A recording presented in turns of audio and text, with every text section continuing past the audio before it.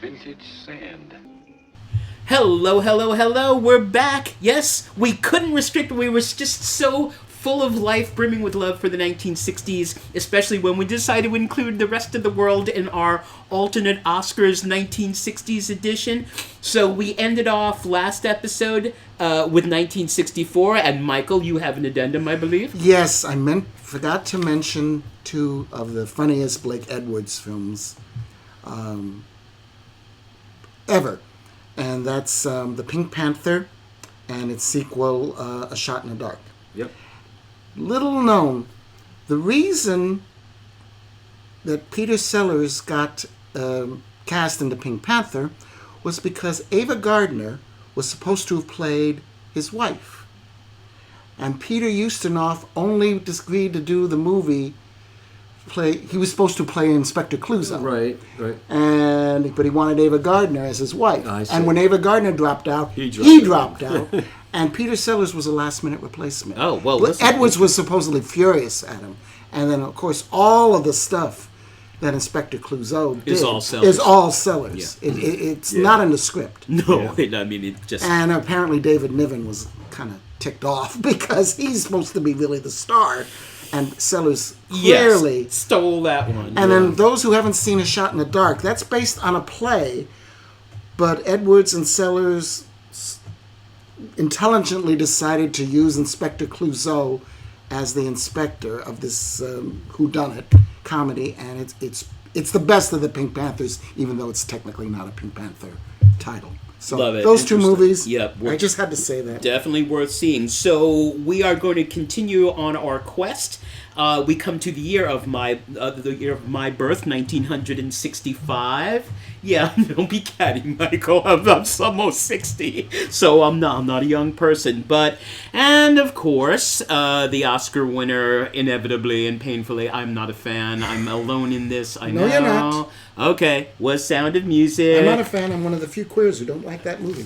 Yeah, I admire it. It's just not my thing. I don't even admire it that much. I don't think it's well put together, and I think there's some really bad acting in it. I think Christopher Plummer is awful. It's terribly miscast because he's a good... Yeah. Eleanor Parker's terrible. It's very slick.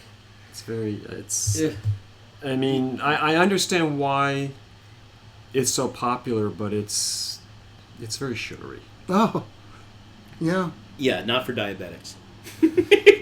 Bring your own insulin. They go into a diabetic coma.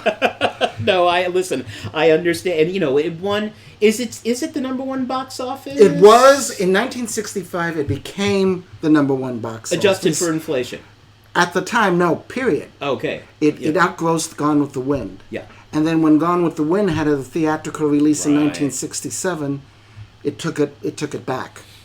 So for 2 years, The Sound of Music that's why the 20th Century Fox made all those movies. Well, yeah, no, I'm not sure. And, it ended up being Deadpool versus Avatar or something like that. So. The other nominees that year were Dr. Zhivago, Darling, Ship of Fools, and 1,000 Clowns. Yeah. And the New York Film Critics Award went to Darling.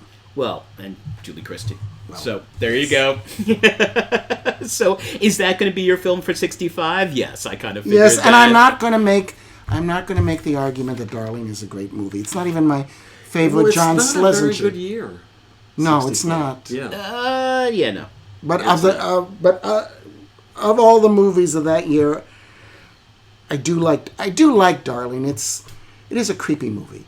And she's brilliant. She's amazing. She is. She won all the awards for that year, and I have a feeling that if she hadn't done Dr. Zhivago, that they might have given the Oscar again to Julie Andrews. Yeah. I think Julie Christie just became the girl. Yeah. And but she was the person of the time kind of thing. I am happy about it. They were waiting to give it to Julie Andrews for Torn Curtain, but not funny, Josh. Not funny. Dr. Zhivago, we've all talked about before. I like Dr. Zhivago. I don't. There's some things in it I admire a lot. There are some good things. I'll watch it when it's on TV. I don't think it's a great movie. No, not by any stretch. Ship of Fools, when it came out, I really liked. Was good. I don't like it as much now. Yeah, It's for one instance, I've since read the book, and the book is much better. It's a little clunky at times. It is a little clunky at times. It has some really bad editing, especially at the end. Yeah. But it's got a quartet got a quartet of great performances. Yes. Oscar Werner, Simone Signoret, both who were nominated, Lee Marvin, who I think is great, and in her final film, Vivien Leigh is quite charming. And Lee Marvin won that year for Cat For Ballou, Cat Ballou, right? yeah. Well, speaking of Oscar Werner. The Spy Who Came In From the Cold. Yes. I love that movie. That's your Oscar pick? That is my choice. Oh, good for you. Nice. Okay. Yeah, That's a film that not enough people watch these no, days. it's not, and it's a great film. Yeah. Even Claire Bloom is good. I don't like Claire Bloom. No. I'm not. And also, Well, the other nominee, 1,000 Clowns, I don't get it either. Get it. I didn't get it. I remember my sister taking me to see it, and I thought, this is kind of dull. Oh, you're too young. And then 10 years later, I watched it, and I'm going, Because first time I saw it, I was really young, and I saw it again years later. It's like, I still don't get it. It's well, like, I'm not a fan of Herb Gardner, the playwright, yeah. and I don't know how Martin Balsam won an Oscar. I think I'm glad he won for something, but not that's his only nomination. Yeah, but still, yeah, it's like really. How did he? It's only nomination. Only And nomination. So many good performances. Yeah, I know. Wonderful, the actors. But no, but The Spy Who Came In From the Cold, I would give you that. And what's your choice for Darling. 65? It's Darling. Darling, All right. I do. I liked it then, which shows you what a twisted 10-year-old I was. I mean, but I think it's basically three despicable characters. Yeah. And you don't, but they kind of get their comeuppance, all of them, in a way. And I think Dirk Bogarde, who is... He's always good. He's coming up a lot in the 60s. He really is, and he deserves to. I think he's great. I don't think it's Schlesinger's best film. I think I would give that to Sunday Bloody Sunday. Yeah. But I do have other films in. All right. Well, let me. But I'm you- just gonna. My choice is a film that I showed a lot to my students at Brooklyn Academy of Music, and they flipped for it every time. And again, we are by no means endorsing its director as a human being, but Repulsion is such a brilliant film. I have that on my list. And it gets more and more. I like Knife in the Water. I love Cul-de-sac. I could live without vampire killers, but, it's him doing comedy. But Polanski in the 60s and Catherine Deneuve, for her to do... That's two winners in a row for me that have Catherine Deneuve, Cherbourg, and this. And so, two such completely different parts. And I've talked here before, when we were talking about endings, about how her behavior is so...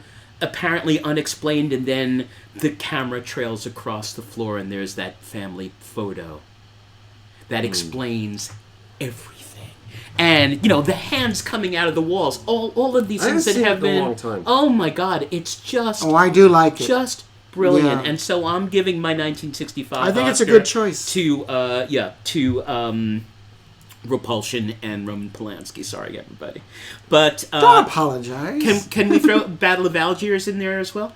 I have that. Believe it or not, I have that for 68. For 68, because it was. show here. Now this is really crazy weird. about Battle of Algiers. Have you seen it on a big screen? I have. I haven't. I think I saw it at Film Forum. That's where I saw it. It was the only time I mean, I liked what it's about. I just don't. I wasn't crazy about the way it's done. The funny thing about Battle of Algiers is it was a nominee for Best Foreign Language Film in 1966, but then it gets nominated in 1968 for Best Director and Screenplay. So it obviously had it had. The rule was it had to play a week in Los Angeles. Right. It's just I know. That's the rule, except for foreign films. And the only other one I'm throwing in is my Godard of the Year, which is Pierre Le Fou. Yeah, which I is knew just you were going to mention that freaking one. masterpiece. I knew you were going to mention start that to finish. Well, I have others, several others. Of course you do. I'm sorry. It's the 60s. We knew this was happening. Two by Sidney Lumet. Pawnbroker. The Pawnbroker. Love I The think Pawnbroker. Steiger is brilliant in it. Yep. And The Hill. Oh, with Sean Connery. Yes. That's great. I love that great movie. Forgotten. I People would don't know it. say that's probably Rod Steiger's best performance. Okay. On Broker. Okay. No argument from me. I think he's much better in that than he is in here. I think he's great in the Heat of the Night, actually. Well, we'll talk about that in When we 67. 67. But I think both those films are really, really good. A Natalie Wood movie that I don't think did any business that year, Inside Daisy Clover. I've seen it. Yeah. She's great. She's great. It's pretty good. I think it's a good film. I think it's odd, and she's a little old for the role, but you kind of with her. This Hollywood, gets discovered and then throws it all away. And Ruth Gordon is quite good as her mother. That's her first Oscar nomination. And Robert Redford. And Christopher Plummer. And Christopher Plummer. It's a good movie. Who directed? Robert Mulligan. Yeah. The King Rat by Brian Forbes. Never saw it. I know it's based on the Clavel. Yeah, it's really. I haven't seen that in ages. Turner has it quite often. God bless Turner. I know. Who would have thought that Ted Turner would have been our savior? Yeah. Oh, the irony. But it's the movie that kind of made George Segal star. And it's got some excellent performances. John Mills, Tom Courtney is in it. Yeah. James Fox. This one, I really can't believe I'm saying this, but I do like this film a lot. In Harm's Way. I do too. Yeah, I do too. I think it's one of Wayne's best performances. I think he's excellent in it. Mm-hmm. It's a bit of a soap opera the way it's done, but I really like it a lot. No argument here. Yep. The Collector. Great, Terrence Stamp and Samantha Agar, that's right. who's still with us, but she kind of disappeared. She got an Oscar nomination that year. Maybe it was the shame of Dr. Dolittle. But I think that's with the animals. But I think that's quite really good, and it's very arty for a film by William Wyler. Yeah. Yeah. Yes. I think it's his last Oscar nomination as director, but and that doesn't show enough. The Train, which I think you were going to talk about, which Frankenheimer wasn't supposed to direct, right? Yeah, Arthur Penn was supposed to direct it, and he got fired by Lancaster. Yep. Interesting. I don't know exactly why. Train is a very exciting. Yeah. Really fast, never slows down kind of film. Yeah. No, and it's really well acted. My one little criticism is that you have a couple of those French actors in there that are obviously dubbed. Yeah. Yes. Michel Simon is dubbed. Yeah. Yes. Yeah, but I know you love Michel Simon. Yeah, Jules. But I think it's really well done. Yeah. And the look of the movie is the photography. It had that kind of bleak, overcast look throughout the whole movie. Speaking of Arthur Penn, are you guys part of the Mickey 1 cult? A lot of people like Mickey 1 I'm not crazy. I've only about seen it on TV. I think it's an interesting movie. I'm not crazy about it. Yeah. There are other Arthur Penn movies I like a lot more. Yes, true. Women in the Dunes. Now, did you want to talk about it? Well, I was wondering what I like it. I've only seen it on TV. I like it. Yeah, and I think it's a really, really interesting, disturbing movie. And Hiroshima, right? He got. I think he was the first Japanese director to get an Oscar nomination. Really? Yeah. In '65. I do like it, but I'd like to see it at a theater, because at TV I feel I lose a little. I don't know. Yeah, but it's no. I think it's. I mean, if I would recommend it to anyone that's never seen it, that's really into movies. Yep. Yeah, Beautiful. definitely. And my film guilty pleasure, The Cincinnati Kid. Absolutely. Oh, come on, Edward G's amazing in that. He's wonderful. I wish he had been nominated for that, for supporting actor. I know they wanted Spencer Tracy. I don't think that's a guilty pleasure at all. I love that. Oh, I do like it. I think everyone is. The Queen's great. The Tuesday Well. Spencer Tracy for the Edward G. Robinson role. Oh, they originally wanted Tracy for. Yeah. Oh, really? And he was too ill. They wanted him for Ship of Fools too. Really? Kramer wanted him to play the doctor role, which he was clearly too old. Yeah. And he wanted Katharine Hepburn for Vivian Lee's role. I don't see that. I don't either. I don't see it. All right, so we. But Hepburn for 64? Is too 65? Hepburn's too strong a presence. She's not. Yeah, Mary Treadwell is very frail. Yeah, and which is why part of the reason why I think she's so amazing in Long Days Journey to Night, because she didn't usually play a character that was so vulnerable. And I remember hearing a story about when they were working on that, because Lumet decided to just leave her alone. Well, it's Katharine Hepburn, she's a great actress, she knows what she's doing, and said as they were kept working on it, eventually he heard this little voice like, help!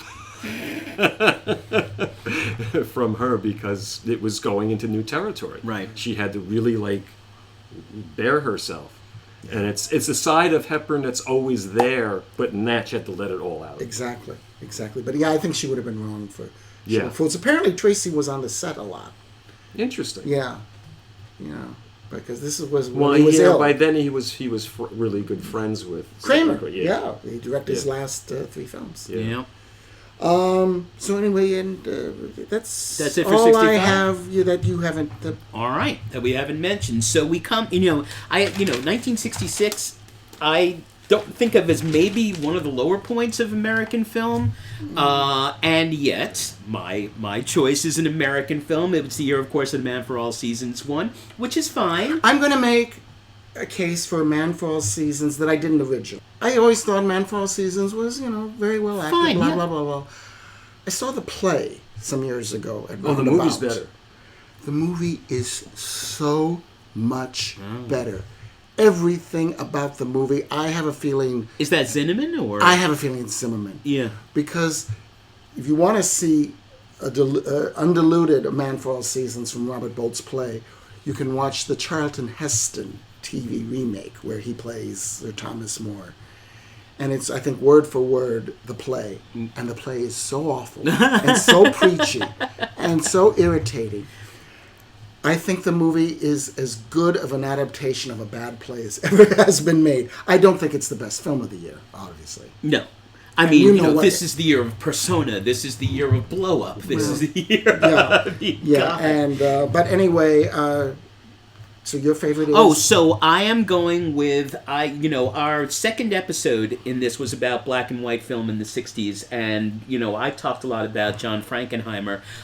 Manchurian Candidate is a flat-out masterpiece, as I think is 7 Days in May, but the film that always stays with me, the Frankenheimer, is my pick for 66, in spite of the brilliance of Bergman and Antonioni and Orson Welles and Chimes of Midnight and everybody else, and that's Seconds. Seconds is a film that doesn't look like or feel like any other film. It is one of the, without being graphically violent, there is not a split second of graphic violence in it. It's a very straightforward story about this mysterious corporation that gives you a second, that fakes your death and does surgery on you so you have a younger, stronger body and implants you somewhere else and you just live your life, hence the title Seconds. And it's about what happens if to one, played by the great character actor John Randolph, who undergoes the process, emerges as Rock Hudson, but the one thing you're not allowed to do is try to go back to get in contact with people from your previous life, and he does, and the consequences are dire. It is... James Wong Howe was your cinematographer. There's nothing... It's only Oscar nomination. Yeah, there's for nothing cinematography. else. That it is one of the most, without being graphic or violent, one of the most disturbing things I have ever seen from American film, especially the ending. I really like It is Seconds. I did see it when it came out, and it did creep me out. Yep. John, are you a fan or Seconds? Yeah, I like it. Love. And then Frankenheimer just kind of fell off the earth. Well, he worked. Yeah, I mean, I Walk the Line, He but did, I'm a Tuesday Weld fan, so what But are you going to do? that was the same year he did Grand Prix. Yes. Which is Yeah, not good. and started doing, he did The Fixer, and he did, I've never seen The Fixer. It's a much better book than a Is movie. it? I heard Alan Bates was always quite good. But, so my choice is an unorthodox one, but Frankenheimer needs to be recognized, so for me, 1966 is Seconds. John, what about you? Oh, for 66? Persona. Yeah. So I have it for 67. Because that's when it was It was when it was released here. Yeah. I can't win. No, you do 66. I'll do. No, I think Persona is a brilliant movie. I think it's one of the great movies of all time. I was just reading about it because it's the next film I'm doing for my film society, and Peter Cowie said that whatever you think about Persona, someone thinks the opposite. No matter what Interesting. your critical view or a Interesting. reading of it is, it's a film that just embodies everything. Well, because is he referring to the way it can be interpreted? Yes. Yeah. That makes sense to me. I love that. And I love movies like that. They don't make Yeah. movies like that anymore. And Persona was Sweden's entry for the Oscars, and it was not chosen. It was not even nominated. You know, I think don't no, I even think it was wanna just know what was. too ahead of its time. Well, A Man and a Woman won Of Best Foreign Film, which I think is one of the most overrated Yeah, movies I agree. of the Oh, I agree. 1960s. Good music. Good And music. I Good don't even music. care for the Nice music. Nice music. And Now- it won the original screenplay also. I love Anouk Amy, so... Now, was Balthazar released here in 66 I or don't- 67? I have Balthazar for 66. And Okay. I just... Those two films in a row, Balthazar and Mouchette in 67, are See, I've only my s- favorite Bresson. I've only seen Balthazar on TV. And Oh, no. I wanna No, see no, it, no, yeah. no, no, no, no. It's terrible. It's this really slow movie about a donkey who's owned by 7 people. Okay, before I go into mine, let me give the other nominations that year. Alfie. Yeah, I What's just it all recently about? saw it for the. What's I it all saw it when it about? came out. I was Alfie. Yeah. like the song. Your song's okay. I think there's Not the some way good I sing it, acting, yeah. especially Vivian Merchant. Yeah. The Russians are coming. The Russians are coming, which is Yeah, fun. it's okay. I like It's it. fun. Good. The Sand Pebbles, which I think is bland. I don't think it's bland. It was very kind of highly thought of at the time. Was it? I just didn't care. I don't know. It's not a great movie. No. It's, And my choice for best movie of 1966, which will not surprise either one of you, Who's Afraid of Virginia Oh, Woolf? of course, yes. Which I've Absolutely. talked about ad nauseum. Yeah, so So I mean, won't. that There is a speaks for book. itself. There's a book that's out about it now, called "Cocktails with George and Martha," by Philip Gelfler, which I've just bought, and it's going to be I shown. can think about 1,000 other things I'd like to do than have cocktails with George and Martha. Well, it's all about the making of the film, Amazing. and it's going to be shown at Film Forum next week with the filmmaker Tanya Jenkins. Oh, I know Tanya Jenkins, yeah. Yeah, and she and this writer is going to. I guess he's pushing his book, but I already bought it. But Yeah, no, we I'm going to have- go. I want to hear what he has to say. I have not started the book yet. Yeah. No, we have focus on Virginia Woolf, deservedly so. Yeah, so I'm not going lots to of talk times. any more about Who's Afraid of Virginia Woolf, except if anybody out there hasn't seen it, see it. Yeah. So, and my Godard of the year is Masculin, Feminin, which in some ways is, after Breathless, my favorite film of his.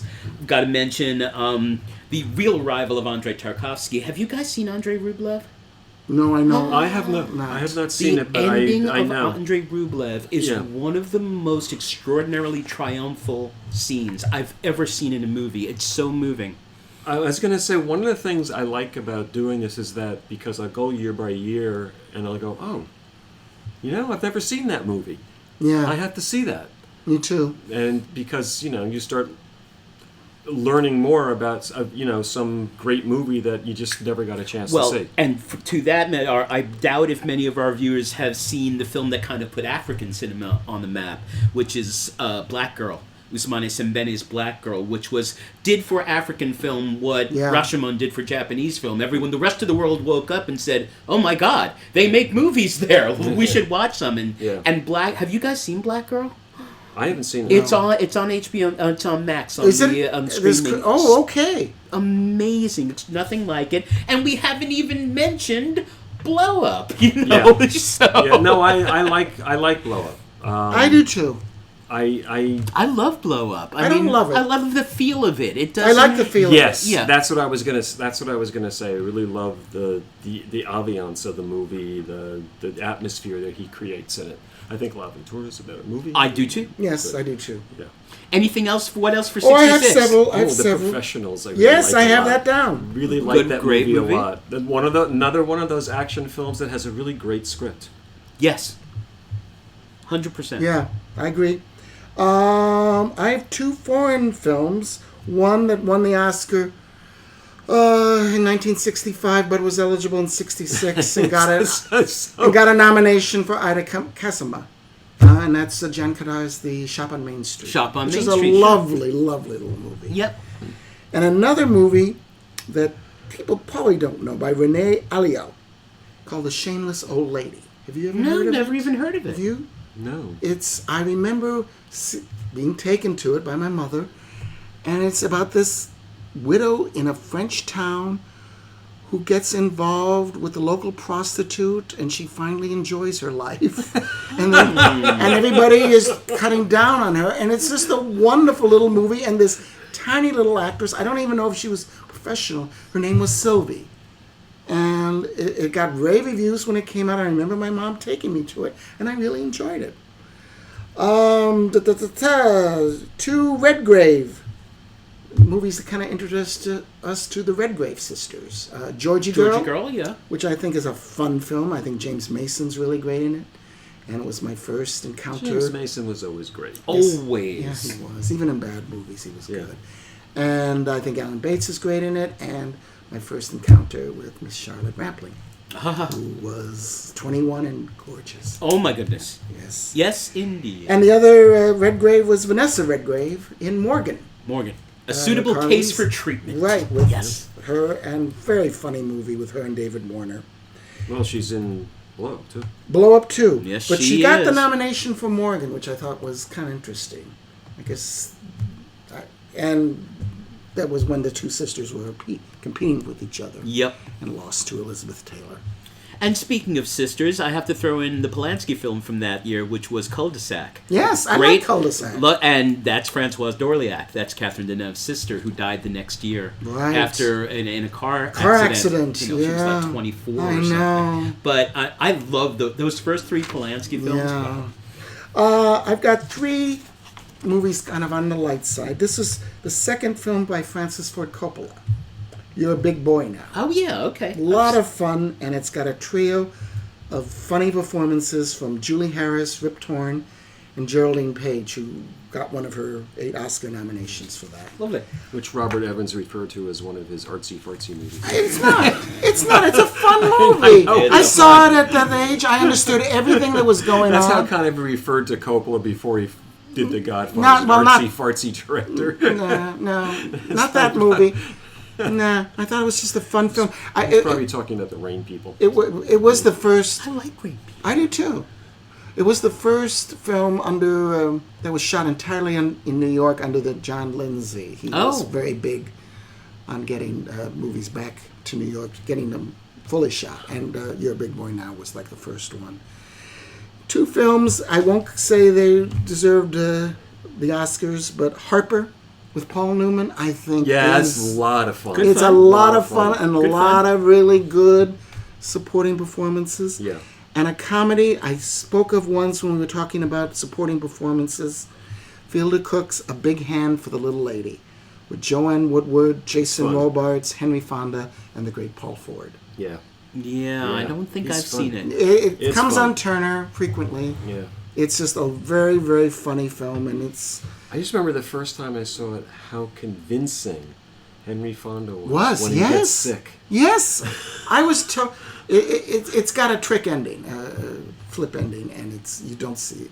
I didn't see it coming. No, the first time I saw it, did not see it. So, is that 1966? I think we're done. I think it's time to move on. All right, and 67 is... it's a milestone year. Yes. Well, yes. And we refer again to Mark Harris's book, Pictures of the Revolution, which is about those 5 films. Bonnie and Clyde, Dr. Dolittle, The Graduate, Guess Who's Coming to Dinner, and The Winner, In the Heat of the Night. Right, just wonderful. And I'm curious, Mike, what else was nominated in 67? Those were what I just said. It was those 5. That's why he chose those 5. Yeah, that's why he talked a lot about Dr. Dolittle, which, oddly enough, is the most entertaining part of the book. So bad. But it's such a terrible movie. I mean, Rex Harrison comes off like a nutcase. Yeah, kinda. And the New York Film Critics Award went into In the Heat of the Night. And I remember when I saw it, I really, really liked it. I still think it's an entertaining movie. It's a very good film. And, that slap. Yeah. That was a slap heard around the world. Yeah. And I really did like Steiger in it. I actually thought he... 100%. If I had voted... I think there's a few moments he's a little hammy. I think it works for that character. Yeah. But I think everyone else... I have 2 problems with The Heat of the Night. One, it's just very slick looking. It is. Yeah. The other is that I think about 3 maybe 2/3, 3/4, it just kind of loses its way. The plot. Well, as a whodunit, I don't think it I don't think it works. really works at all Yeah. at that point. Of the movies nominated, though, I would easily pick Bonnie and Clyde. Yes. For me, it'd Me be a too. close call between Bonnie and Clyde and The Graduate. Now, do Graduate. your students, have you ever shown Bonnie and Clyde to your students? Clips of. Because my younger friends, They don't like it. they at all. don't see what the big deal is. No. Yeah. So I was curious. 'Cause You it also was- feel that way about The Graduate. Yes. But Bonnie and Clyde was a groundbreaking I know movie it at was. the time. And I think younger people won't appreciate a lot of aspects of it because part of it is about gangster movies and Right. Yeah. It's meta, yeah. American gangster film and everything, and kind of inverting that. No, right. It's taking what the French Yeah. did with our gangster films and bringing it back to Yeah. America because Yeah. it was supposed to. They asked Truffaut to direct Yes. it first, Yeah. and then Godard. Both of them turned them down, Yeah. and they Yep. ended up with Penn. But it does have. That's the first film that starts to feel like, the new waves in Yes. Europe. Yeah. Sweeping back our way. Yeah. So yeah, I mean, Bonnie and Clyde is is that your choice for No, my choice. your favorite? For the year? What's your your choice choice? for the It's year? Persona. Because it did. Right, because It was in Fair 1967. enough. It won the National Society of Film Critics Award only its second year for picture, director, and what I consider one of the greatest performances put on film. Liv or BB? BB Anderson. Yeah, I She's- totally agree. I agree. That is one of the greatest film performances of all time. Ever. That monologue that she does. Yeah. I remember the Is- first time I saw it, I was just like, Yeah. wow. Me too. I did not see it when it came out. I don't think many people did. No, it didn't. Except it was it was a critic's favorite. Right. And the whole postmodern thing. God, Yeah. there's so much going on in that Yeah. movie. Yeah. It's incredible. But that is my pick for 67. There were some other good movies. well, let's get. But what's John- first, I John, was what's going to your- say, okay, so, because again, it might be one of your picks for the next year, That's all right. Belle de Jour. It is 68. Freaking love Belle de Jour. I do well, too. I already gave Catherine Deneuve's gotten 2 already from me, so It's not my favorite movie of 68, so you put it on for 67. Yeah. Yeah. What the hell? Yeah. But Belle de Jour. Tell for those who Great, don't great, know great. it. Oh, What is it about? It's about an hour and Well, it's 45 really funny minutes. because I think it has this reputation of being an erotic movie, and It's I don't. not. It's not. No, It's not. It's It's. I mean, it's in some ways it's almost puritanical. yes. I mean, it's about a movie about Catherine. Because the thing is that she's the sex life between her and her husband is almost absent, but she is a very sexual person, and she's got all these elaborate fantasies, and eventually decides to act on them. And she meets 2 friends at a ski resort and ends up becoming involved in a high-class brothel. Yeah, no, and it's that Deneuve can pull all this off is just remarkable. Yeah. A great, film in the Buñuel catalog. There's so much going on there. I'm also going to throw in I promise the last of my Godards because he became a Maoist after that. The kind of Maoist I love, a rich Maoist, but that's a whole other thing. But Weekend was the last of this great cycle. I do of like his. Weekend. I love Weekend. Yeah. Any film that ends in that kind of cannibalism is okay by me. The other great Bresson film from that era, Mouchette, which is even more depressing than Oh Hazard Balthazar, but Which is pretty hard to do. Yeah, he manages. How about Le Samurai? I mean, not seen it. oh my God! They're doing an Alain Delon. I know. and he never looked more stylish and carried the screen He's better than in. become politically, though, very, Yeah, no, very I've right-wing. seen it. Yeah. It's spectacular. But I am choosing another film from France for my best one, a most unexpected choice, because I love films that are not like any other films. And for me, the film that was absolutely ignored and actually openly hated when it came out. It destroyed its creator's career, but now is recognized as one of the maybe 10 or 20 most interesting films ever made visually, and that's Playtime. By Jacques Tati. And, the thing is, you can't see Playtime on a small screen. Maybe that's my problem just with it. Doesn't. It's all about and it's about Tati's character, Monsieur Hulot, who he's played in all, Mon Oncle and all these other films. But Hulot is just sort of on the side.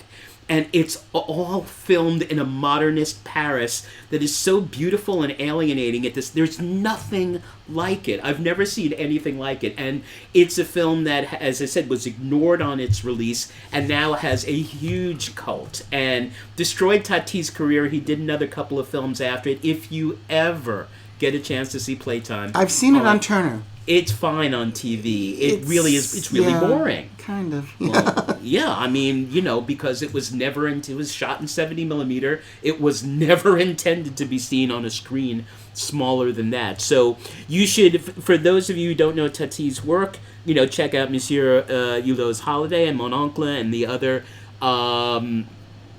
films with Hulot. But Playtime is like nothing else, and my favorite film of 1967. So there you go. And we must mention, amidst all this depressing movies, The Producers. No, that's 68. No, it's 67. No, it it's... came out. No. It was released Kids, in if I have to 67. stop this car, someone He fact won- check. It was released in November 67. He won the Oscar in 1968. And now it's... Yeah, but it was released in 67. Maybe in New York, but not in Los Angeles. The truth now it revealed. qualified for the Oscars in Yes. 68. Okay. Yes, so that's why. Congratulations, John. You now own 62% of the Vintage Sand podcast. Oh, that's right. Well, we have no disagreement over its film. I'm going to throw in Point Blank. I don't like Really? Point Blank, no. I love Lee Marvin's performance. No. I'm not a big Borman fan generally, No, but maybe I just thought the violence in it was just a little too much for my taste, I guess. Understood. Yeah. Very 1967-ish violence. Anything else? I have several films. All right, give us In 1967. Cold Blood, Richard Brooks' Absolutely. adaptation. What a beautifully It was the first shot time film. I read a book, and I saw that summer I read In Cold Blood and Gone with the Wind. It was summer reading list, and I just thought the movie really captured the bleakness. Absolutely. Whenever I hear the name Kansas, I think of In Cold Blood. That shot Not of- The Wizard of Oz. That shot of Robert Blake in the window And the, Robert and the Blake is- raindrops in the... And Robert Blake and Scott Wilson are superb. Absolutely. The Whisperers, Brian Forbes, which won Dame Edith Evans the New York Film Critics Award and an seen Oscar that in a nomination. very long It's time. depressing as hell. It's about No, I remember that. I remember it being good, and that she was really, really good.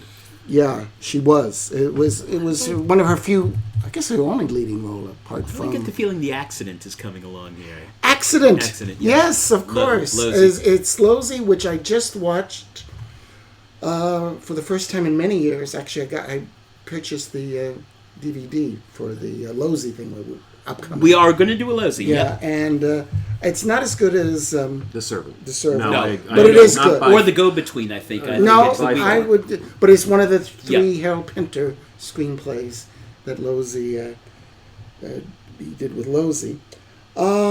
My favorite, one of my favorite Audrey Hepburn films came out that year, and Two for the Road? Why can't I think of the name of the director? Was it DeBruck? It's Stanley Donen. Stanley Donen. I just Donen, couldn't his name. It's my favorite I Stanley. was hoping you were going to get it. That's why I paused. It's my favorite. We're not old. It's Don't my worry about it. favorite Stanley Donen movie apart from Singing in the Rain. But Yes, but that's a different... collaborator. Yeah. I think that is, John and I have argued. John doesn't think it's a comedy. I do, but it's not a ha-ha comedy. Yeah, but I think it's one of the best care films. for it. You don't? No. Oh, I'm not I a do. huge fan either. Oh, I love it. Yeah. I love it. It's Frederick Raphael who did The Darling, and he's nominated for this. And I think both of them have amazing chemistry. And I love the film. Yeah, well, you love Albert Finney. I don't like him in anything. I don't like Annie. That's not a stretch. Well, I don't. I think he's. We're not impressed. I think he's totally miscast in that. Yeah. And one other film I'm going to put a word in because you had talked about it on the podcast, not on the podcast, but on the website as being a bloated musical, and I don't think it was. Go ahead. Thoroughly Modern Millie by George Roy Hill. I thought there was 68. No, 67? Okay. And 67 and a half. it's a lot of. I think it's a lot of fun. I think. Some of this is not aged too well. Yeah. Really, I haven't watched in the Chinese thing. No, that hasn't. Wow. I cannot believe they gave a Tony Award for the musical version of that. Well, but Sutton Foster was... I don't love the show at all, but Sutton Foster was really good. Was she? Yeah, she carried it. I didn't like it at all. But I like the movie. I like Julie Andrews in it. I think Carol Channing does Carol Channing. And Beatrice Lilly is wonderful. And it's my favorite John Gavin performance. Wow. Well, the lowest of low bars. I like him better in that than I do I like him in Psycho. In Psycho, yeah. No. I just remember him with the pipe. And that was very funny. It's funny. It's a funny movie. So, again, each of these years is just, when we fold the world cinema stuff in, each of these years goes from being kind of thin to being full and spectacular. And which takes us to 1968 and the very argument against Oscars. Because, listen, Oliver is fine. Well, Oliver, if you like the musical, you'll like the movie. I don't happen to like the musical. Yeah, I don't like the musical. I don't like the movie. And in another year, maybe, but not the year 2001 was released. And not even nominated. Yeah, and 2001, it's not like a cult film. People recognized what it was at the time. And it has only grown and grown and grown in stature. It's the highest Kubrick film on the Sight and Sound list. I told you guys I went to see it at Village East Cinema a couple of years ago, and the audience was mostly in their 20s, and they loved it. They absolutely loved it. I mean, the fact that Oliver won, and, other good films to mention just very quickly, from The Good, the Bad, and the Ugly was released here in 68, which I think is extraordinary. Night of the Living Dead, you want to talk about an influential film? I don't like it. They're coming for you, Barbara. I guess you could argue it's influential. I don't know. Very influential. Yeah, well. And Rosemary's Baby back to Polanski. Yes, Rosemary's Baby is great. You I think it's join really, us, really Rosemary. Good. I think, and it's so perfectly cast. A baby needs its mother. And it's the only it's so creepy. good Mia Farrow performance outside of her work with Woody Allen. And my only problem with Rosemary's Baby is that the studio forced him to show the child at the end. He wanted to not show the child at all, and he was. I didn't know. I didn't know the studio. That was he totally didn't want to. Well, do all that. they had to do. He was right. He was right. He was always right in those days. Yeah, always. But Rosemary's Baby is great. The other nominees that year were Funny Girl, The Lion in Winter, Rachel, and Romeo and Juliet, which I know beautiful. You like. Yeah, the Zeffirelli. Yeah. I don't like Romeo and Juliet because I don't like them. I don't think they're good actors. No, but just of the movies nominated, I guess I'd vote for The Lion in Winter. But and got the New York Film Critics Award, and oddly enough, a lot of critics left the group after that. They protested The Lion in Winter because I loved The Lion in Winter when it came out. I loved it. I was 13. I've since worked on it in acting class. I've since seen the play. It's really a very weak play, like A Man for All Seasons. It's not obnoxious. I mean, the movie is word for word the film. But I think what carries The Lion Winter are the two performances by O'Toole and Hepburn. They're larger than life, and it makes it. I mean, did you see Lion in Winter with that TV version with Glenn Close and Patrick Stewart? No, I heard it was pretty bad. Well, it was the same script, but they went out of their way to play it as realistically as possible, and you go, ugh. Yeah. No, and the same is true of Funny Girl. I mean, Funny Girl, the revival of it with Lea Michele now. Did you see it? I've heard that, because I don't love the show. I think it doesn't have a second act. It doesn't have a second act. But Streisand in the original and Lea Michele apparently on stage now makes it and work. it was a very popular and well thought of film, well-reviewed film when it came out, too. Funny Girl. So was Oliver. Yeah. No, and I'm going to throw in two important films of my very, very early childhood, Chitty Chitty Bang Bang, which, is by no standards a great movie, but the music is by the Sherman Brothers, who did the music for Mary Poppins, and there's some lovely songs in there, and I love Dick Van Dyke, and everyone's fun. And we're not counting animated films, but Yellow Submarine, I kind of have to just kind of throw in there, but we're not talking about animated films. So your favorite is 2001? Easily. I mean, nothing else even. 2001 by far. I've only seen it 3 times in college at a theater, and each time I thought it was a big fat bore.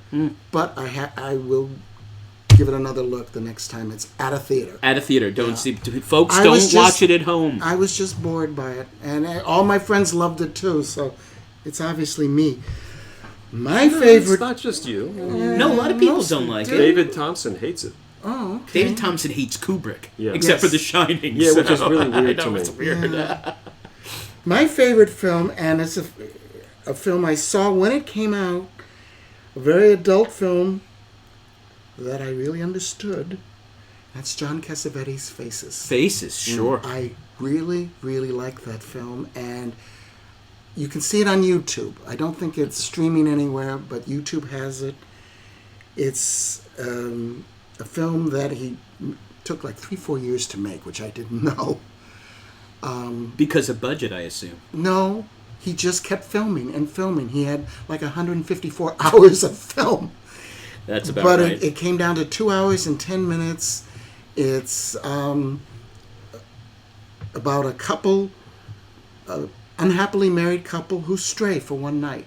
And John Marley, who is great in it. He won the Venice Film Festival Award for Best Actor. He was such a good film actor. Great actor. He messes around with Jenna Rollins and Lynn Carlin, who is not a professional actress. She was Robert Altman's receptionist. And Cassavetes discovered her. You generally don't like non-actors, though. I know, but she's great in it. I generally don't. Yeah. I don't like it when it's stunt casting. Like, I know what you mean. Milos Forman does it. Right. Constantly. And it's just like, I don't mind when... I think that may have a lot to do with Cassavetes himself. Yes. Because he was a really, really good actor, and Yes, he was very good with actors. And Lynn Carlin got a supporting actress nomination for it, and so did Seymour Cassell. It's a harrowing look at marriage and relationships. Well, Cassavetes in that was just I really, unmatchable. really like this film. I'm not saying it's one of the greatest movies of all time, but it is my number one of 1968. Beautiful. I'm just curious, in 2001... You can't see the original version anymore, can you? I don't know what version they're Was it showing. cut? Well, yeah, it was originally about 20 minutes longer. Oh, wow. The first version. I think they were right to cut it because I saw the original version. But what we're seeing here in all of these films, going back to La Ventura and the other films from 1960, is just what I love about this period is that directors trusted their audiences. Yeah. Yes. And that's something that I find is kind of missing these days. Yeah. Oh, yeah. Even in good arty films, everything feels like it needs to be spelled out. Yeah, the heavy-handedness of it. Yeah, and just think about how, all these films that, Exterminating Angel and Marienbad and 2001, all of these films, so many of these great films leave so much to the audience's imagination and say, we're not going to hand you an easy answer. Yeah. Think about it. Wrestle with it. That's the point. Yeah. So if I had to define the 60s in film, that would be the one... That would be the one thing. So we come to 19... Well, no, I have a few other films. I was going to say that leads us into something I was going to say about the next year. All right, so... Well, no, I have a few films from 68. Petulia. Sure. Not because I love Julie Christie, but I think it's a great... Richard Lester did some great stuff and George C. Scott is really wonderful, and so is Shirley Knight, another overlooked actress. Movies we've already mentioned, The Producers, The Battle of Algiers, Belle de Jour, Rosemary's Baby, Hot Millions.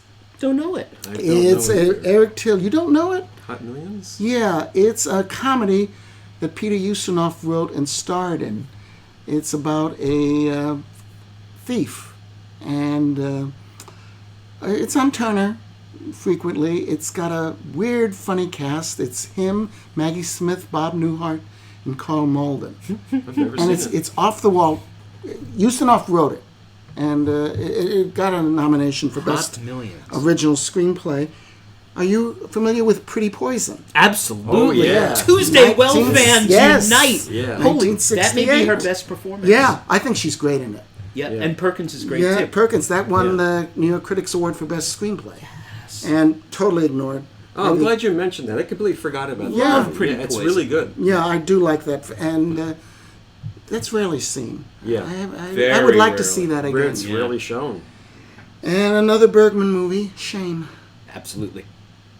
Lee Ullman, Max von Sydow, War. No, it's could- kind of hard to go wrong with Bergman In the 60s, yeah, could do Well, no wrong. his 1969 one I'm not crazy about. It's The Max Hour of von the Wolf? Sydow, Hour of the Wolf. Yeah. Hour of the Wolf. I'm not crazy about it. But, I haven't seen it in a long time. I remember kind of liking it, but I don't think it's top notch Bergman. All right, But so that better than most other movies that come out. Yes. So that brings us to the end of 1968. And John, what were you going to say about 69 as a Well, as a year? why don't you go ahead and name the nominees? nominees, really pathetic. We Everybody's talked talking about at this. me. We talked about this when I did the necrology for the producer of Midnight Cowboy. But the nominees were Anne of a Thousand Days, Oh, ow. Or, Butch Ow. Cassidy and the Sundance Kid, which is fun. Hello Dolly, which nobody liked when it opened. Oh. It was considered a major bad movie. Yeah. And Z, which is only the second foreign language film to be nominated. They were that desperate. American film was... No, there were other films they could have nominated. Well, that year. I picked an American film that year, too. Yeah, me too. But, And the New York Film Critics Award, for the first time, they gave it to a foreign film, and that was Z. that was Z. Yeah. I haven't seen Z since in about 20 years. I wonder if it holds up well. I don't know. The politics should. Because Costa Gavras never really took off from there. Oh, I mean, love Missing. Missing is great. Yeah. do Yeah, I love like Missing. Missing a lot. Why does that not show anymore? I don't know. Love that. I guess because they don't well, mention the I- country. Midnight Cowboy is what won, Which I is know, one. which I know a lot of people still think is a great movie. I watched it again recently.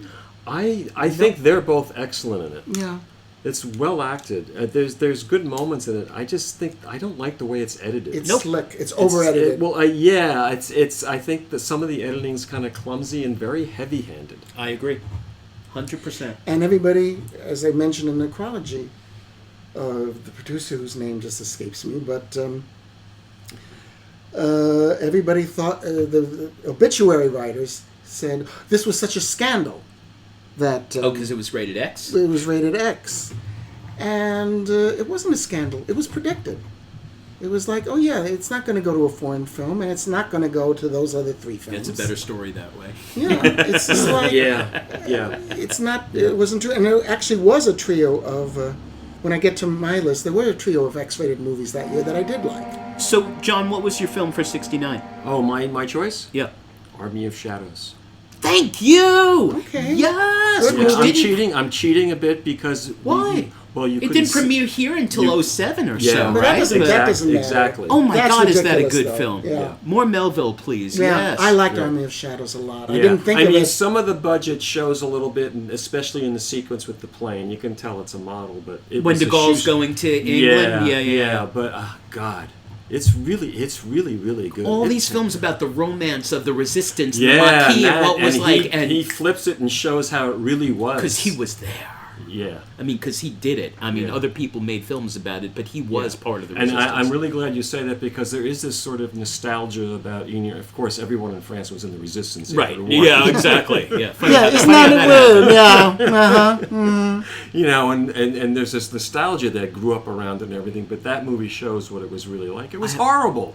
No idea why it wasn't released here and took 30 years. Stupid. I don't know. I don't know. I'm going to look that up. But Yeah. at least it's been discovered. So, Yeah. I mean, for me, Butch Cassidy, which people love. I kind of like it. It's only the third best Western of the year, and I was arguing with myself for a day or so between the other two about which is my choice for Best Picture of '69.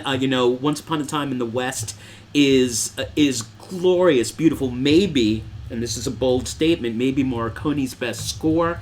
Henry Fonda in that most unaccustomed role as the bad guy, and how Leone introduces that.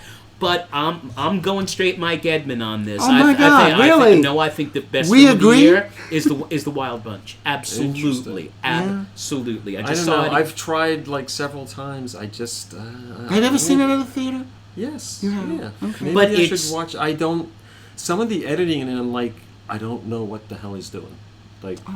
But the quick edits and the slow motion was something that, for better or worse, he kind of invented. Yeah. That. Although Penn does it at the end of Bonnie and Clyde too, when they get torn apart. Yeah. But the idea that, and I was watching the film, and the Robert Ryan and William Holden, and I mean everybody. That I agree with. I even mean, Ernest Borgnine, who I usually don't care for. Right, but this is a film about Vietnam. Yeah. I mean, it was absolutely without hitting me over the head, but so many of the scenes, you're like, especially with a troop of young soldiers who wander into this battle between these two factions, and you're like, oh my God, he's talking about Vietnam. And he's not being overly graphically violent for the sake of titillation or for the sake of... He's, this is... Now we're seeing Vietnam on the news every night in 1969, right. And so to me, Wild Bunch is not only an elegy for the West, an elegy for the Western as a genre, but also an incredibly powerful political commentary without hitting you over the head with it. And I'm not a huge Peckinpah fan. No, I'm not either. But it's a flippin' masterpiece. I'm not either. And I would, after seeing that, I went to every Peckinpah movie and was ultimately... Disappointed, except for the one that Steve McQueen did. Junior Bonner. Junior Bonner, yeah. And I like Pat Garrett and Billy the Kid. That was okay. It was uneven. And The Getaway. I don't like The Getaway No? much. Stephen Alley? No. Yeah, I kind of like Stephen Alley. So. No, and the backstory is more interesting. Yes. Yes, truth. And the Ballad of Cable Hogue is okay. Yeah. It's fun. But, I mean, Straw Dogs I thought was repulsive. In every way possible. Yeah, I mean, he was a reprehensible human being, but if we got rid of all the directors who were reprehensible human beings, we'd be doing Jean Renoir every week. But, no, I love The Wild Bunch. It's actually always been on my, 10 best films of all time. It's not usually my kind of movie. The super, one of these days I'll have to watch it again, because I remember I never really saw it as something, as an allegory for Vietnam. Oh, I can see that. Yeah. I mean, they asked him about the violence, and that's what he said. Mm-hmm. He said, and there are so many Vietnam connections in there. So I have a trio of X-rated movies. Well, but I assume you're picking Wild Bunch for you. Yeah, okay. Yes. Yeah. Not even a question. No, I didn't even have to look. But a trio of X-rated films that I saw that year, along with Midnight Cowboy, that I liked better. Luciano Visconti's The Damned. The Damned, sure. Yeah. Haskell Wexler's Medium Cool. Yeah, I thought that was 68. No, no? 69. No, because it was about the Medium Cool. Right, about was the convention. X. Yeah. There's one scene. One shot of frontal nudity, I think. Silly. Oh, okay. All right. I know.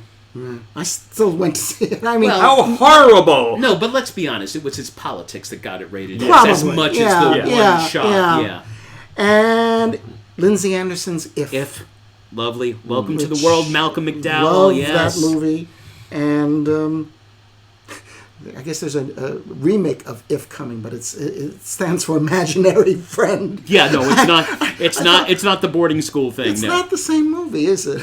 No, I saw the trailer. I'd still take Zero for Conduct, as a horrors of boarding school film over If, but If is really good. I really like. And really Lindsay good. Anderson only made 5-6 films. Yep. He was primarily a stage director. He was also became a teacher, didn't he? Yeah, I'm sure. Yeah, well, he plays a teacher in Chariots of Fire. I was so surprised when I saw Chariots of Fire and I saw Lindsay Anderson, because I expected him to be this young radical. This is this elderly man.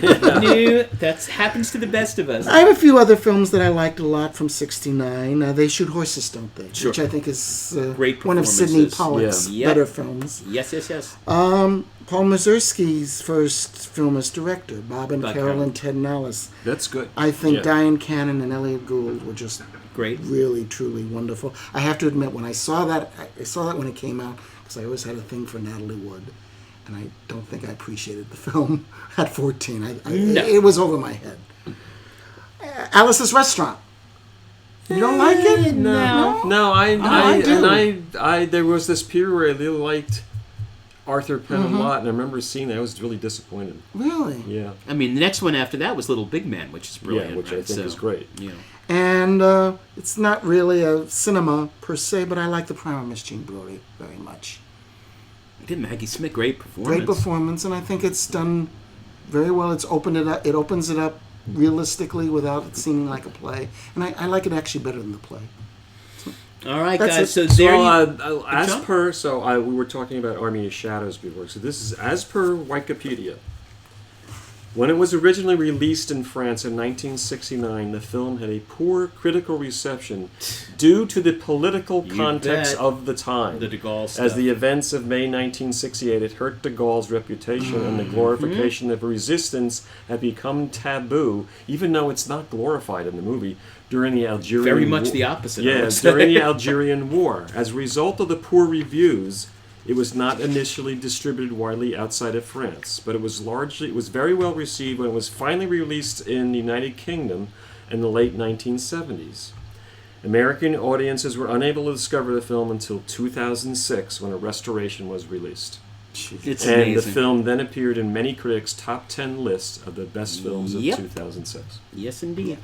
No, and if we're looking back now at the end of the 60s, as I think a great epitaph for that decade in film is that's what we miss. It was a time when directors appreciated and never sold their audiences short.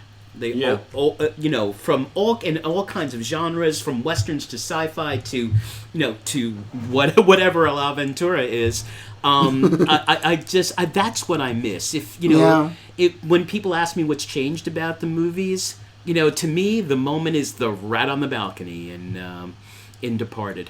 That's symbolic of how directors just don't trust us anymore. Even our greatest directors just don't trust us, or Lincoln, or all the films we talked about with those endings that hand stuff to us. Saving Private Ryan is another great example. End it with Tom Hanks, not the bad age makeup and all that. Anyway, so the 60s, music and other areas of culture, obviously, but also a time when filmmakers trusted their audiences, and maybe someday we'll get back to that. So we move on to America's favorite segment of the show, and that would be our necrology with our local necrologist, Minnesota Mike Edmond. Mike, who do we have this time around? Well, speaking of 8.5, we have Sandra Milo, 90, Italian film actress. She worked with Mastroianni, Vittorio De Sica, and Vittorio Gassman. And she did several films for Roberto Rossellini and Dino Risi, but she's best known for 2 films she made for Federico. 8.5, where she played the Mistress Carla. Oh, she was the mistress. Yes. Okay, I love her. And as a free-spirited neighbor in Juliet of the Spirits.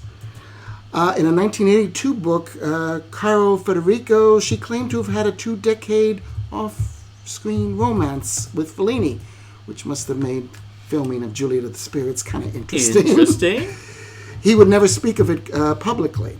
And Fellini wanted her to play the pivotal role of Graziska in Amarcord. Right. She would have been great in that. Actually, yes. But her husband at the time objected because he knew that she was fond of Fellini. She also worked extensively on Italian television and had a 2-year relationship with Benito Craxi, the leader of the Italian Socialist Party, which she supported. But despite several marriages, she said in various interviews that Fellini was her only love. Oh, well. But she's great in 8. Yeah, she's great. Just- Although, just- why anyone would choose her over Anukami is just, it's just, Well, I kind of get it. You know, That's Guido. That's our Guido. That's Guido, yes. Robert M. Young. He's a documentarian who directed various subjects, including the civil rights lunch counter sit-ins, and directed feature-length narrative films. He started out making NBC white paper documentaries, but was fired for refusing to edit films as NBC demanded. Lovely. In 1964, he started working on narrative films as a cinematographer for Nothing But a Man, which starred Ivan Dixon and Abby Lincoln as a black couple experiencing racism in the South. Then in 1977, he directed his first narrative film, Short Eyes, a prison drama based on the Miguel Pinero play and starred Bruce Davidson. Have you ever seen that? No. Yeah, I've seen it. Yeah. It's harrowing. Yeah. It makes you never want to go to prison. I mean, as You if wanted to. Oh, well, there goes that plan. But I mean, I always fantasized about going to prison. Just like Donald Trump. Yeah, it's just. Oh, please. It is just really, really creepy. Other feature films were The Ballad of Gregorio Cortez, Sure. Dominic and Eugene, Triumph of the Spirit, and Extremities with Farrah Fawcett. Okay. Paolo Triviani. He, along with his brother Vittorio, Oh, sure. made many acclaimed films, including Padre Padrone, which won the Palme d'Or at Cannes in 1977. Do you guys ever see that? I've seen Padre Padrone. Yeah, Yes. that's a good film. movie. Really good. The brothers wrote most of their screenplays together, but took a different approach on the set. They would take turns as director, scene by scene, with one brother in charge, and then the other one watching on a video monitor. I wonder if that's how the Coen brothers work. I don't know. Other films were Chaos, which was based on a short story by Pirandello, Caesar Must Die, about the staging of Shakespeare's Julius Caesar in a prison near Rome, and The Night of the Shooting Stars in 1982. Sure, I remember that one. Yeah, they were good. Good. They were good directors. Joe Camp created the Benji series. Oh, dear. The live-action dog films. I was a kid in the early 70s. I saw all of them. I missed them. Damn, you could tell us about it. Good Lord. Which had stories told from the dog's perspective. In 1973, he made the first Benji film for $500,000, but it took 2 years to release it because no studio wanted it. Camp released it himself in 1975, and it made $40 million, the third highest grossing film Camp classic. after Jaws and Towering Inferno. That's showing them, boy. He made several other Benji movies, including For the Love of Benji, Oh Heavenly Dog, Benji the Hunted, and Benji Off the Leash. And Benji versus Godzilla, which was a very short movie. Doesn't Benji outrun him? Not even close. Okay. Ed Mintz. You never Who heard would you of. root for, Benji or Godzilla? I'm rooting for Godzilla. At that point in the series, I'm rooting for Godzilla. Yeah. Ed Mintz, 83. You've not heard of him. He was a mathematician, but he created an exit polling system for films called CinemaScore, which asks people as they're leaving theaters on opening nights to grade the movies they have just seen, a precursor to the website Rotten Tomatoes. Studios would use the CinemaScope grades, at least the better ones, to promote their films and use the results from other questions on the cards to guide their marketing. Certain directors, such as Martin Scorsese, Hey. is not a fan of either CinemaScore or Rotten Tomatoes. Saw that coming. In a 2017 interview, he described them as hostile to serious filmmakers and claimed that they rate a picture the way you rate a horse at the racetrack, a restaurant in a Zagat guide, or a household appliance in Consumer Reports.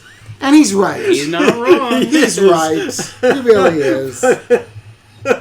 It's just very funny the way you put it, though. Yeah.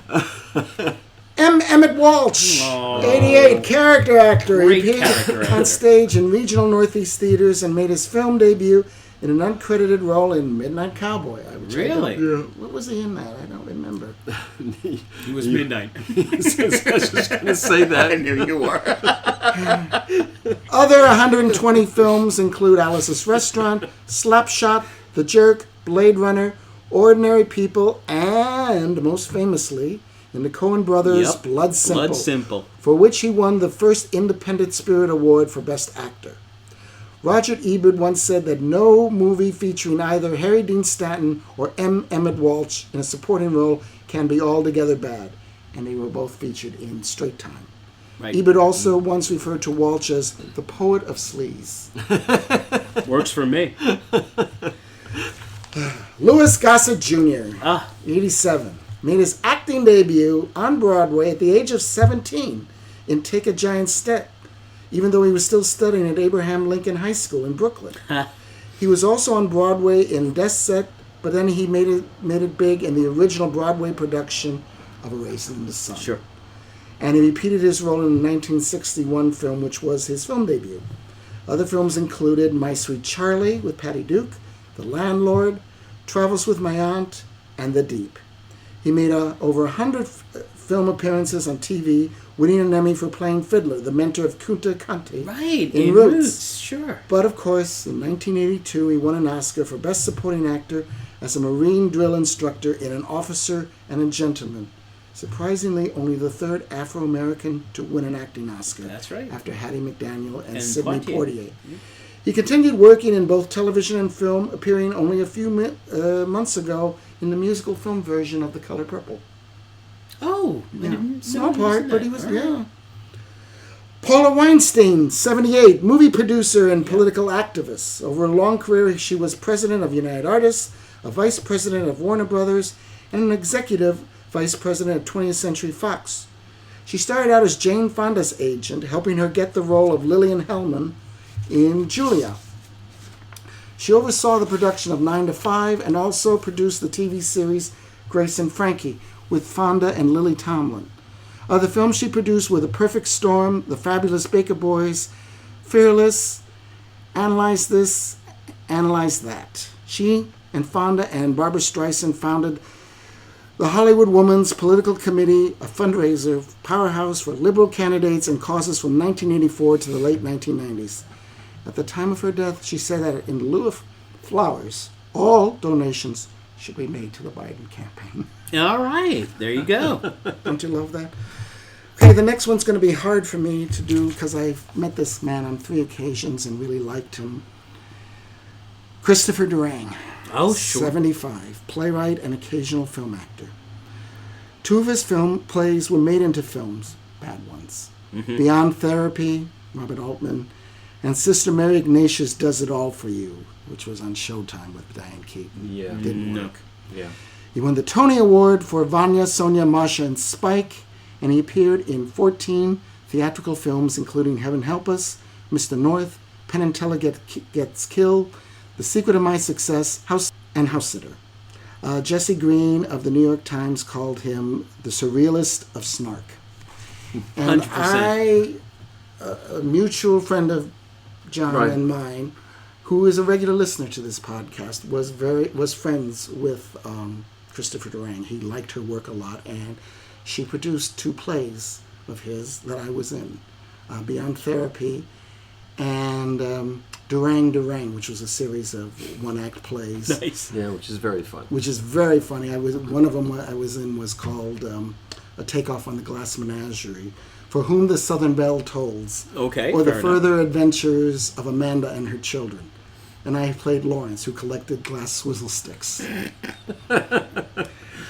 And then I did another 1-act later on that my friend wasn't involved with, called Naomi in the Living Room. And I have to, as I said, I met him on 3 occasions. A really nice, sweet, very supportive of actors. And Mr. Durang, those 3 were the happiest times I ever had on stage. Wow.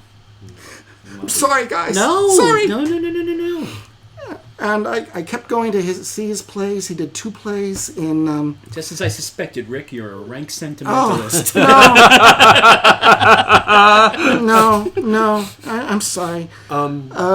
He did 2 plays that were only done in at the McCarter Theater in Princeton. New Jersey. I went out to see him, and he suffered from aphasia for the last few years. So it should not have happened to him. He was only 75, and the Going to be no more plays. They're doing a staged reading of... Did you see Vanya, Sonia? No. Oh, it's so funny. And they're doing a staged reading at Lincoln Center next Tuesday with the original cast members. And I'm going to be there. Nice. But sorry for breaking up. No. That's heartfelt. Durang. What part does he have in Heaven Help Us? I think he's one of the priests. Yeah, you're probably right. Yeah. Which is a good movie. Yeah, I do like that. Barbara Rush, 97, film and television actress. Sure. She received a Golden Globe in 1954 as that year's rising star.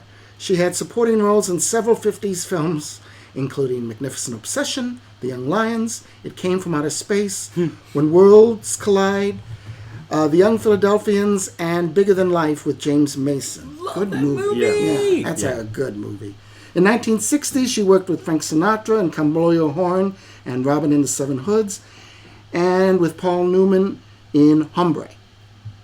On Broadway, she appeared in the one-woman show A Woman of Independent Means, which was a really flop, and I kind of liked it. But I always remember the scene in Shampoo where Warren Beatty is trying to get money from the bank for his shop, and the banker asks for his references, and he says, "I do Barbara Rush." Nice. Trevor Griffiths, Marxist writer and playwright. His one Broadway play was Comedians. Right. And his one film script was Reds, which he co-authored with Warren Beatty and earned him an Academy Award nomination. Great script. For Best Original Screenplay, but he was not happy with the script. They never are. With the finished film, he claimed that all the politics of the script was papered over by Beatty, and he never worked on another film again. It's pretty political. I was going to say that in 1981. I mean, you can't be... I know. Put it all out there, yeah. I know, but he was very unhappy. O.J. Simpson played for the Buffalo Bills, acted in several theatrical films, including The Towering Inferno, Capricorn 1, The Cassandra Crossing, and all three of the Naked Gun films. Is there anything else you want to say about him? Not a chance. Okay, good. Best running back I ever saw, possibly the worst human being, but everybody knows that. So. I always wondered if maybe he suffered from brain damage from playing football. Could be. Accumulated over the years. I don't know. Maybe. Eleanor Coppola, documentary filmmaker and wife of Francis Ford Coppola. Her most famous film was when her husband asked her to record the production of Apocalypse Now. The film, released in 1991, was Heart of Darkness, and she narrated it and directed with Faber and George Hinkenhooper. In it, she shows all the mishaps. Francis Ford almost going broke, with the film going way over budget and over schedule, steady rain in the Philippines, a typhoon destroyed movie sets, and, heart attacks. And the film's lead, Martin Sheen, had a heart attack during the shooting, and Marlon Brando was overweight and underprepared for the deranged Green Beret, Colonel Kurtz. And I found him miscast, Brando. Miscast. Or at least the way he came out in that film. Well, first of all, he didn't expect Brando to be No, so overweight. I know. I would have fired him and gotten someone else. I don't know. I think originally he wanted Redford to play that part. What? No. Oh, God, no.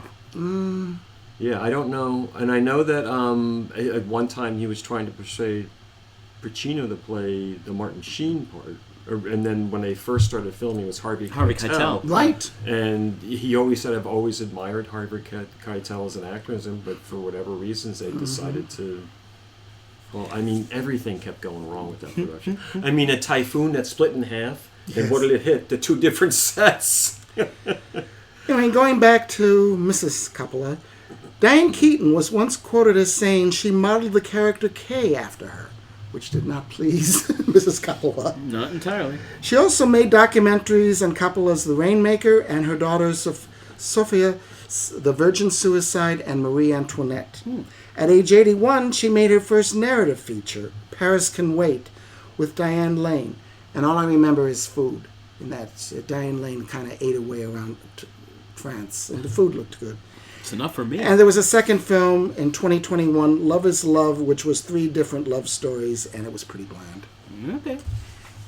That's it. And that's it. All right. So, a relatively short list this time, and that leads us into the inevitable next step, the quote quiz as presented by America's sweetheart, John Meyer. Well, thank you for that introduction. There you go. So, the last quote was, from our last episode, "Yeah, I left it noisy. That way it scares away any innocent, pain-in-the-ass bystanders."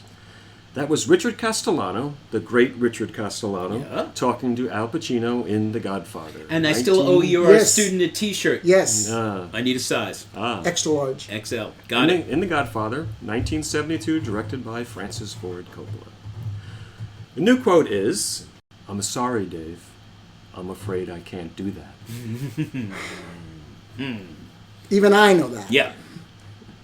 And he's not a student. He's a friend of a teacher. Oh, okay. Great. No, part of that great crowd we had back in March for Yes, 50. All it was right. wonderful. So if you, I think most people know that one, but it is astonishingly pertinent with the recent rise of AI.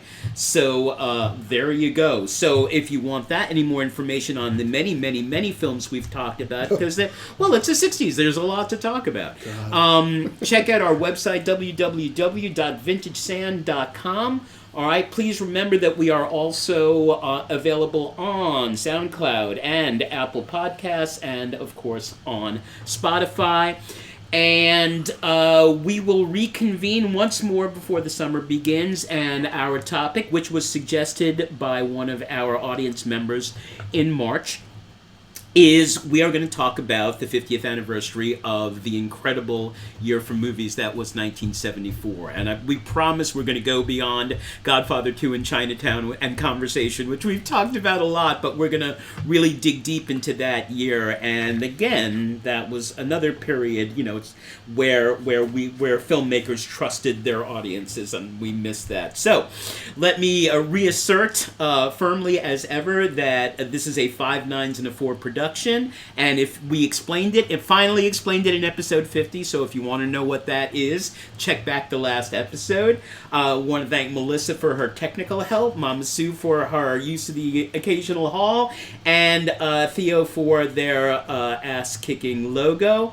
Again, please check the website and leave us your feedback and suggestions and learn more about our episodes and the films therein.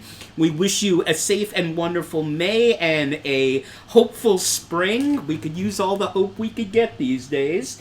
And as ever, we wish upon you that your favorite films may always be streaming.